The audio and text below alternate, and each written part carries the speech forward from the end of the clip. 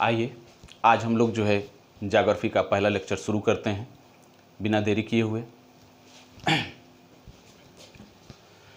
इस लेक्चर में सबसे पहले हम लोग लैटिट्यूड्स एंड लॉन्गिट्यूड्स, इसको जो है अक्षांश और देशांतर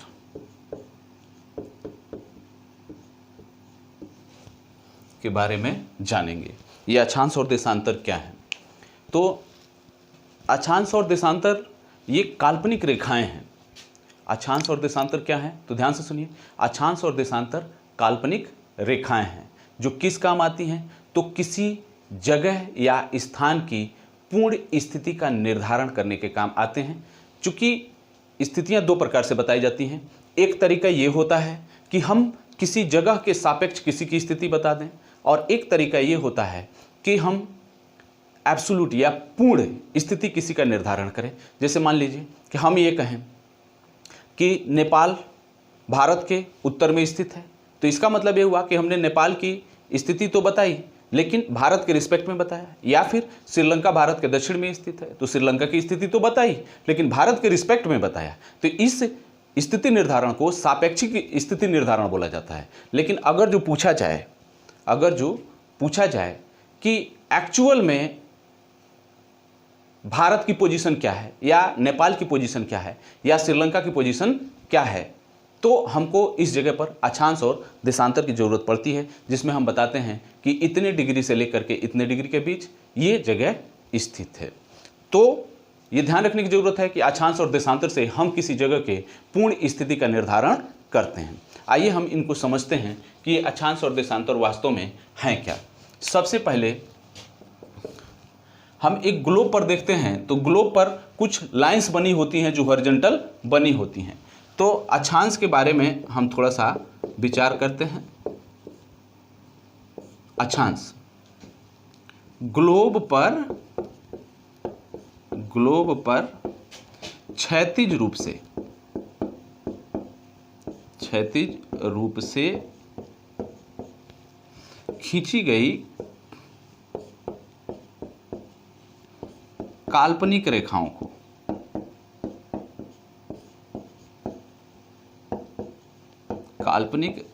को अक्षांश कहा जाता है। अक्षांश कहा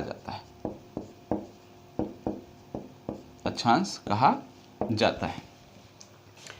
मीन्स अंग्रेजी में बोलेंगे तो horizontal lines which are drawn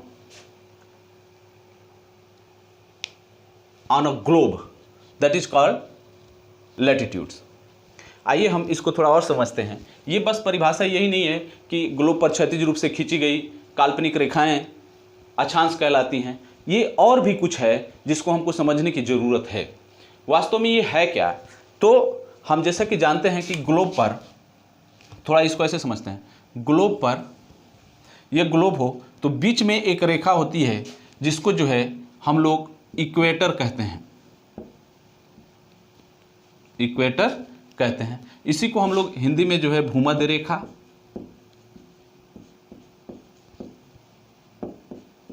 या फिर विषुवत रेखा के नाम से भी जानते हैं। भूमध्य रेखा या विषुवत रेखा के नाम से जानते हैं। जैसे मान लीजिए कि हमको अक्षांश की परिभाषा बतानी है तो ये तो कई जगह ऐसे किताबों में मिल जाता है। दूसरी इसकी वास्तविक परिभाषा जो है वो क्या है? तो वास्तविक परिभाषा यह होती है कि भूमध्य रेखा से ध्रुवों की ओर, भूमध्य रेखा से ये जैसे इसमें दो ध्रुव होते हैं, अभी इन ध्रुव को भी मैं बताऊंगा कैसे इनका मेजरमेंट होता है। जैसे इसको जो है 90 डिग्री नॉर्थ पोल बोला जाता है, यानी उत्तरी ध्रुव बोला जाता है, और इसको 90 डिग्री साउथ पोल या फिर दक्षिणी ध्रुव कहा जाता है।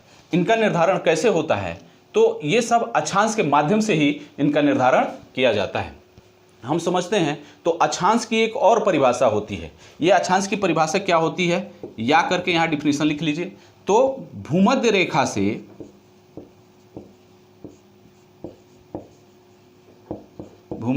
से ध्रुवों की ओर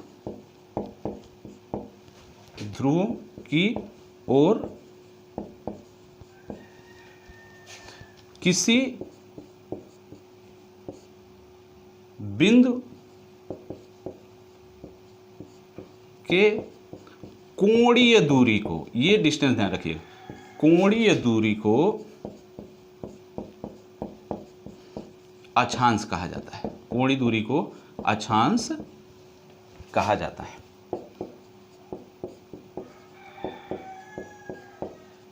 ये थोड़ा समझने की जरूरत है कि ये कोणीय दूरी क्या है। जैसे मान लीजिए कि यहाँ पर ये चित्र आप लोगों को दिख रहा है, यहाँ पर मैंने बता दिया कि ये जो इक्वेटर होता है ये 0 डिग्री अक्षांश के रूप में सपोज किया जाता है। ये भी बता देंगे कि क्यों ये 0 डिग्री अक्षांश के रूप में सपोज किया जाता है। लेकिन पहले हम अक्षांश की परिभाषा को समझें कि यह क्या है। जैसे मान लीजिए कि मैं क्या करूँ कि ऐसे समझे कि पृथ्वी कैसा होता है, पृथ्वी का आकार कैसा है।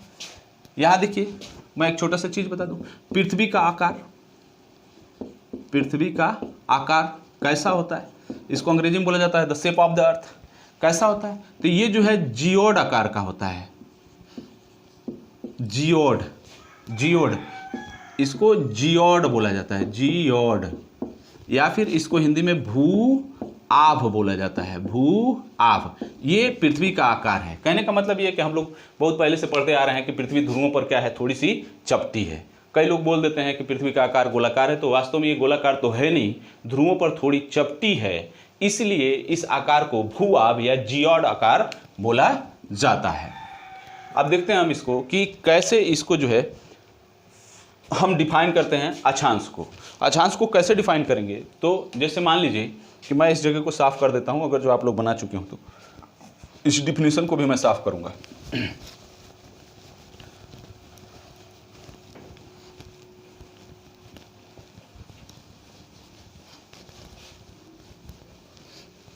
देखिए हम लोग कैसे इसको समझते हैं। जैसे कि मैंने ये बताया कि ये अगर जो अर्थ है और ये ग्लोब है, तो हम क्या करें तो इस मान लीजिए कि जैसे ये ग्लोब हो या फिर कोई सेब हो, सेब को हम क्या कर दें, बीच से काट दें। तो जब बीच से काट देंगे तो उसका एक शेप ऐसे बनेगा,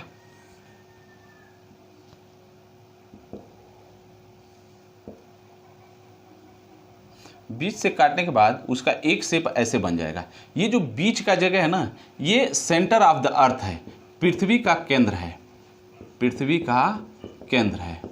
ठीक है। हम क्या करते हैं कि इस केंद्र से यहाँ पर एक पॉइंट सपोज कर लेते हैं, ये P है, हम क्या करते हैं कि इसको भूमध्य रेखा से यहाँ पर मिला देते हैं। ये मिल गया, ये इक्वेटर ही है। ये जो कटा है ये क्या है, ये इक्वेटर, ये वाला लाइन है, ये वाला लाइन ऐसे, ये इक्वेटर है। यहाँ पर P पॉइंट हमने सपोज किया, इसको यहाँ से मिला दिया। हम क्या करेंगे, पृथ्वी के सेंटर से इस पॉइंट को मिला देंगे। मिलाने के बाद क्या करेंगे, तो इसको देखिए, ये हमने यहाँ पर सेंटर से इसको मिलाया, इस P को, ये थीटा है, ये क्या है, थीटा है। और यही कोण जो है कोणीय दूरी कहलाता है। तो होता क्या है, जैसे मान लीजिए कि एक पॉइंट हमने यहाँ सपोज कर लिया, ये पॉइंट P है, हम क्या करते हैं, इस इक्वेटर के पैरेलल एक लाइन यहाँ से ऐसे खींच देते, तो ये एक लैटिट्यूड बन जाता। ठीक इसी तरीके से समझिए कि जैसे मान लीजिए कि ये तो इसको काटने के बाद नीचे का हिस्सा रहा, हम काटने के बाद ऊपर का हिस्सा देखते हैं तो कुछ इस तरीके से बनता है हमारे सामने।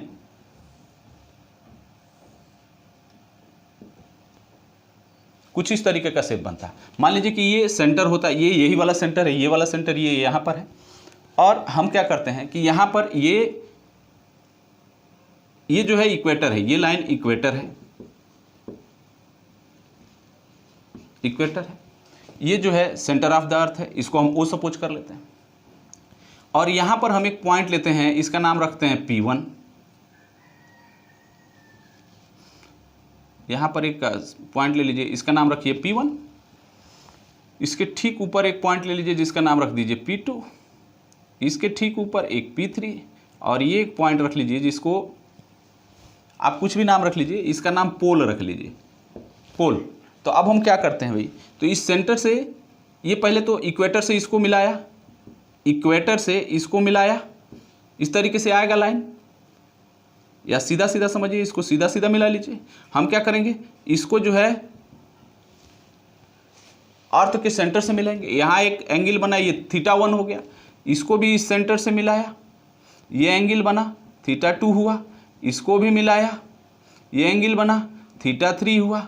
इसको जब हम मिलाएंगे, इसको ध्यान से देखिए, तो ये एक एंगल बनेगा, इसको भी तो साथ में मिलाना है, मिलाते चलिए।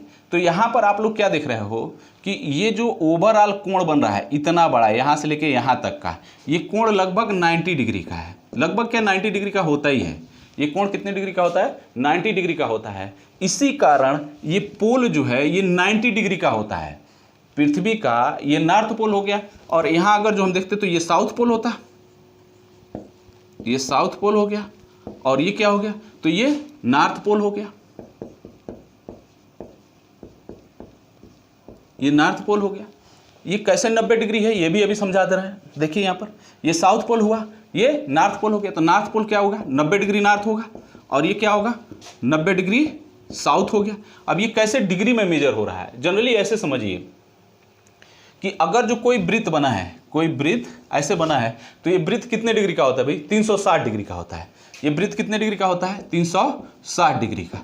ऐसे हम समझ लें कि इसके 4 भाग हम कर लें, 4 भाग कर लें, तो ये कोण कितने डिग्री का होगा, 90 डिग्री का। तो चूंकि 90 डिग्री का होगा, और जो लैटिट्यूड्स होता है वह एक प्रकार का कोण ही है। लैटिट्यूड्स क्या है, एक प्रकार का कोण है। फिर ध्यान से सुन लीजिए, latitude means angular distance, latitude means angular distance. और ऐसा है कि ये वाला जो कोण है, ये वाला बिंदु है, इससे सेंटर पर जो कोणीय दूरी बन रहा है वो 90 डिग्री का है। यही कारण है कि ये वाला पॉइंट जो है नॉर्थ पोल है, नॉर्थ पोल, और ये एंगल जो है कितने डिग्री का है, 90 डिग्री का है। ठीक उसी तरीके से ये जो है साउथ पोल है, और ये कोण कितने डिग्री का है, तो 90 डिग्री साउथ का है।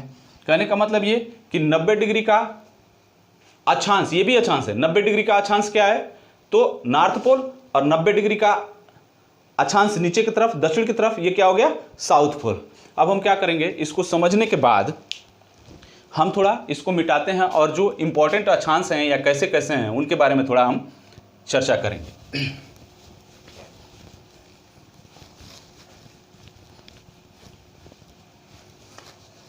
मतलब हम लोगों ने क्या सीखा, तो ध्रुवों से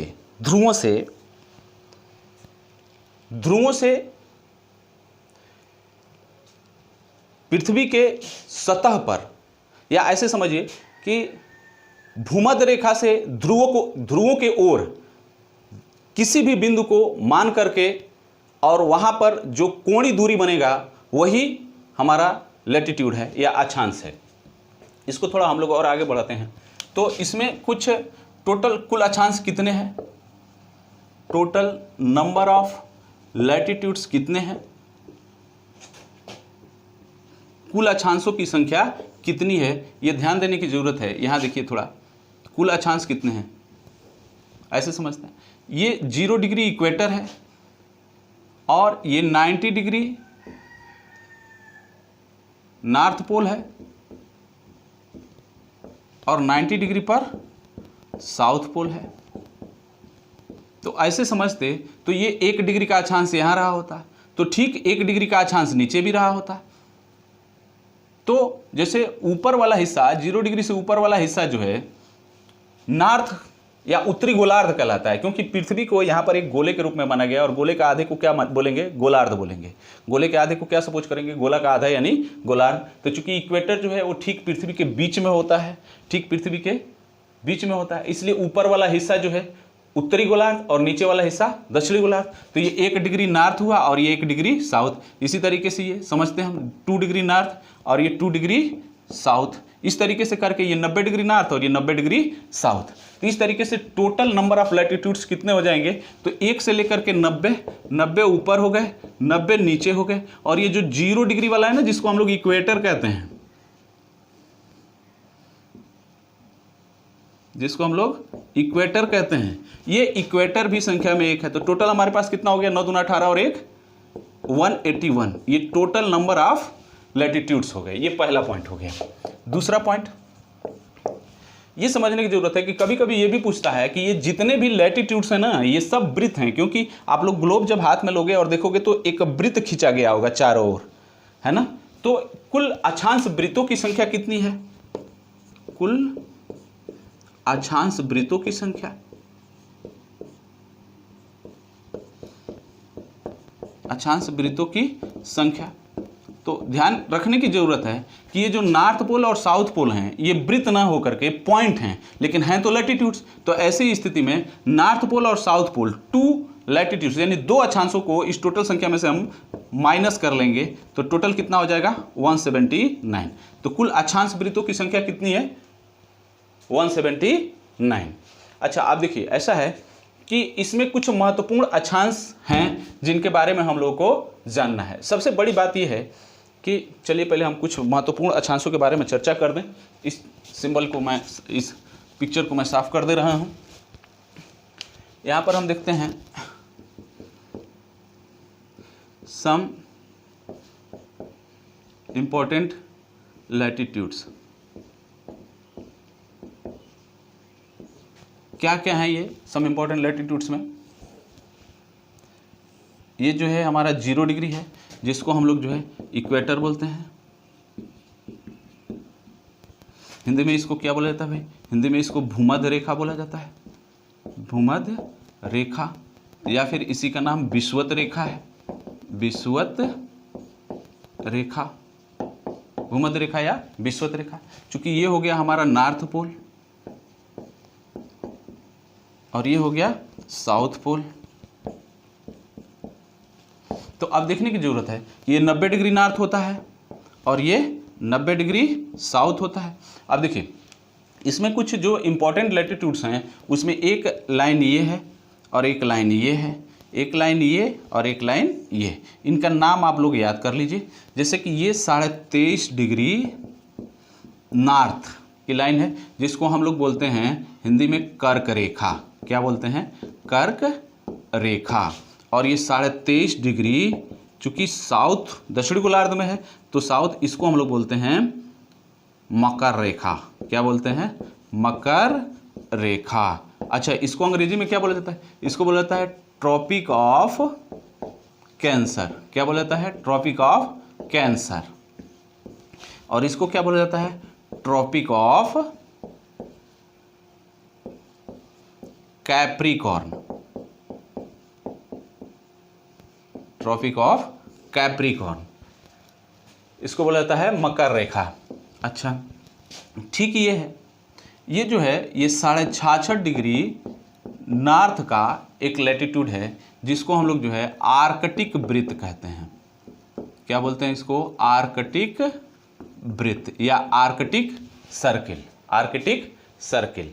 और इसको जो है 66.5 डिग्री साउथ को अंटार्कटिक वृत्त बोला जाता है। अंटार्कटिक, अंटार्कटिक वृत्त या अंटार्कटिक सर्किल। ये कुछ महत्वपूर्ण जो है लैटिट्यूड्स हैं, इनके बारे में हम लोग को जानना है कि कौन सा लैटिट्यूड किस काम का है। तो अगर जो आप लोग लिख चुके हो इसको, तो मैं इसको साफ करने वाला हूं। अगर जो आपने लिख लिया है तो मैं इसको साफ कर दे रहा हूं, या फिर उसको रहने देते हैं। यहाँ पर कुछ पॉइंट्स हम लोग मेजर करते हैं। सबसे पहले हम लोग जो है इक्वेटर पर थोड़ा चर्चा करते हैं। इक्वेटर क्या है? इक्वेटर, इक्वेटर या 0 डिग्री अक्षांश, 0 डिग्री लैटिट्यूड, इसको हम लोग हिंदी में बोलते हैं भूमध्य रेखा या फिर विषुवत रेखा। देखिए क्या होता है, इसके बारे में कुछ चीज़ें जानना जरूरी है। जैसे पॉइंट नंबर फर्स्ट, इसे विश्व के सबसे बड़े वृत्त के नाम से जाना जाता है। It is known as the largest circle of the world. इसे विश्व के सबसे बड़े वृत्त के नाम से जाना जाता है, या इसे विश्व के सबसे बड़े वृत्त के नाम से जाना जाता है। सबसे बड़े वृत्त के नाम से जाना जाता है। दूसरा पॉइंट, यह पृथ्वी को 2 बराबर भागों में बांट देता है।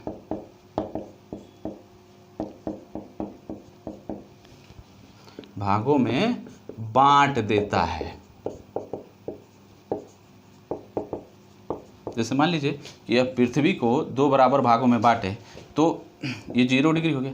ये पृथ्वी को गोलार्ध के गोले के रूप में माना जाता है, तो 0 डिग्री के ऊपर वाला हिस्सा जो है, हिंदी में आप लोग लिख लीजिए उत्तरी गोलार्ध बोलते हैं इसको। इसको क्या बोलेंगे? उत्तरी गोलार्ध। और नीचे वाले को क्या बोलेंगे भाई? दक्षिणी गोलार्ध। दक्षिणी गोलार्ध। तो ये ऊपर वाला हो गया और ये नीचे वाला हो गया। अच्छा, इसके बारे में थोड़ा सा हम लोग और जान लेते हैं कि इक्वेटर की कुल लंबाई कितनी है। ये इक्वेटर की कुल लंबाई कितनी है, तो इसकी कुल लंबाई यही लिख दे रहे हैं 40,076 किलोमीटर है। 40,076 किलोमीटर ही ये इक्वेटर की कुल लंबाई है। चूँकि जितने भी अक्षांश है सब काल्पनिक रेखाएं हैं, लेकिन कल्पना जो किया गया है उसमें यही निकला है कि वास्तविक रूप से जो पृथ्वी के लिए इक्वेटर जो खींचा गया है, ये इसकी लंबाई यही होगी, यही है। अच्छा चलिए, अब मैं इसको साफ कर दे रहा हूँ। आप लोग को मेरे ख्याल से ये सारी चीज़ें आप लोग मेंशन कर चुके होंगे।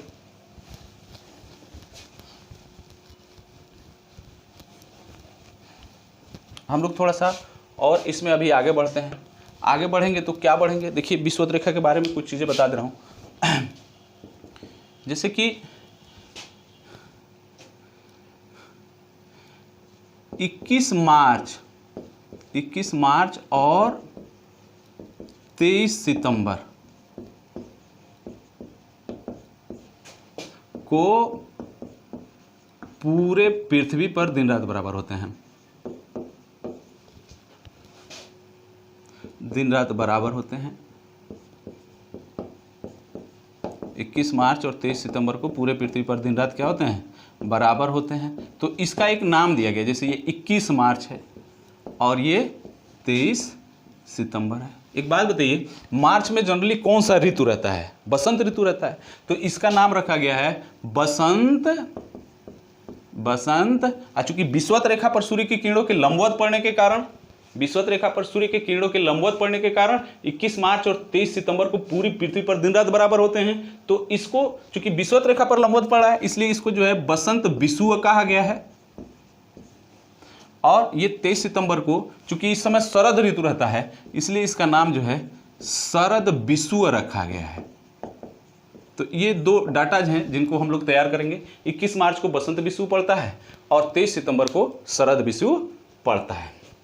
चलिए, एक चीज़ और जानने की ज़रूरत है इसमें कि ये डाटा मैं अलग से आप लोग को लिखा दूंगा।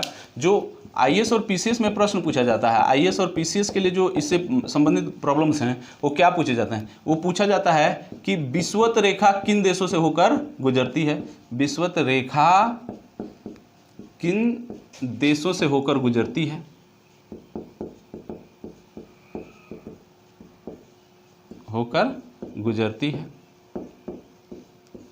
तो ये हम लोग मैप से देख करके तैयार करेंगे कौन कौन से महाद्वीप से होकर के गुजरती है और उस महाद्वीप में कौन कौन से देश आते हैं। ये हम लोग मैप से देख करके तैयार कर लेंगे, लेकिन पहले पूरा जो इंपॉर्टेंट लैटिट्यूड्स हैं उनके बारे में बता लें। उसके बाद इसमें ये भी प्रश्न रहता है, कभी कभी ये भी पूछ लेता है कि कौन सी ऐसी नदी है जो विषुवत रेखा को 2 बार काटती है।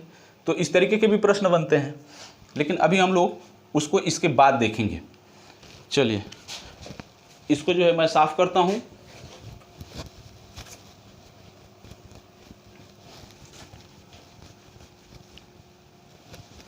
और नेक्स्ट जो हमारा इंपॉर्टेंट लैटिट्यूड है उसका नाम है कर्क रेखा। कर्क रेखा, इसको हम लोग 23.5 डिग्री नॉर्थ के रूप में मेजर करते हैं। अंग्रेजी में इसको हम लोग बोलते हैं ट्रॉपिक ऑफ कैंसर।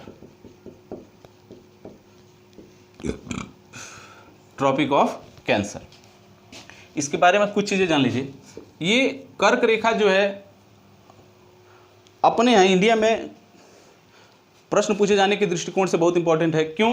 क्योंकि कर्क रेखा एक ऐसी काल्पनिक अक्षांश है काल्पनिक अक्षांश है जो कि काल्पनिक रेखा है जो भारत को लगभग 2 बराबर भागों में बांट देती है। कर्क रेखा, इसके बारे में लिखिए, कर्क रेखा भारत के 8 राज्यों से होकर जाती है, 8 राज्यों से होकर गुजरती है। ये ध्यान रखने की जरूरत है। कर्क रेखा भारत के 8 राज्यों से होकर के गुजरती है। 8 राज्य कौन कौन से हैं भाई? तो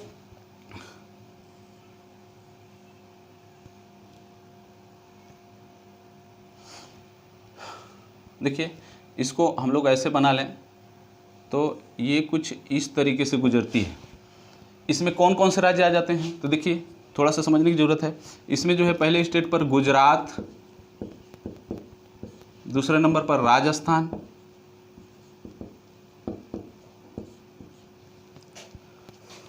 तीसरे स्थान पर मध्य प्रदेश,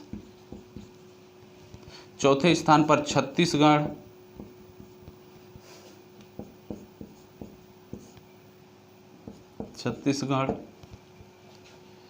पांचवें पर झारखंड,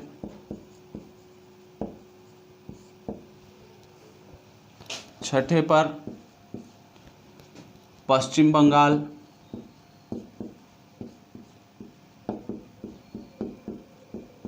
सातवें पर त्रिपुरा और 8वें पर मिजोरम।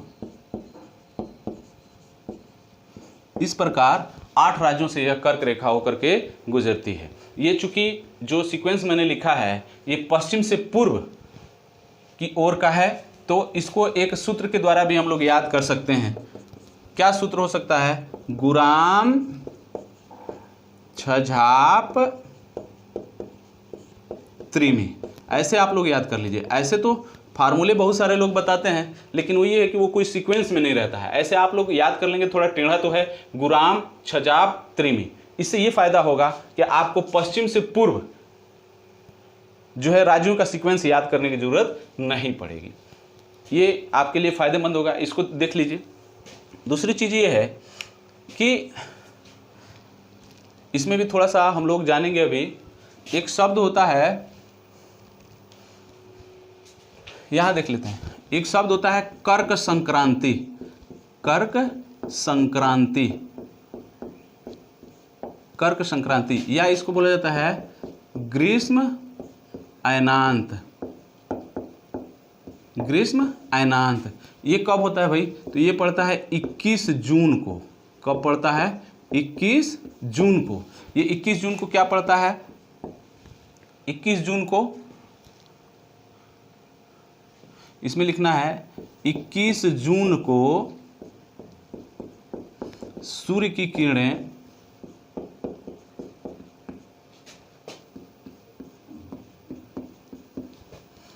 कर्क रेखा पर लंबवत पड़ती हैं। कर्क रेखा पर लंबवत पड़ती हैं।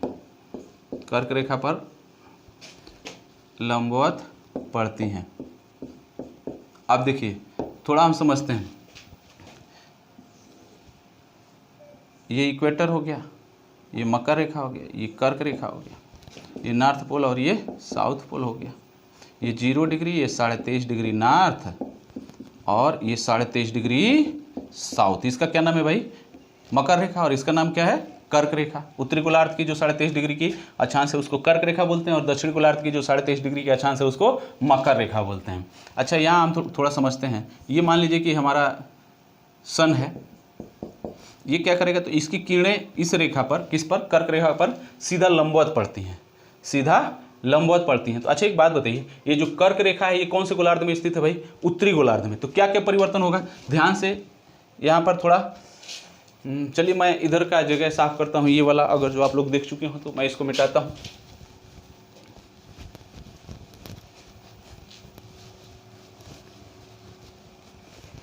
यहाँ देखिए, इसके बारे में हम कुछ बातें बता रहे हैं, वो जान लीजिए। जैसे कि पहला पॉइंट, वहाँ पर कर्क रेखा पर सूर्य की किरणें लंबवत पड़ रही हैं। तो कर्क रेखा चूंकि उत्तरी गोलार्ध में है, तो ऐसी स्थिति में कब? ग्रीष्म अयनांत को, ग्रीष्म अयनांत के समय क्या क्या घटनाएं होंगी, या कर्क संक्रांति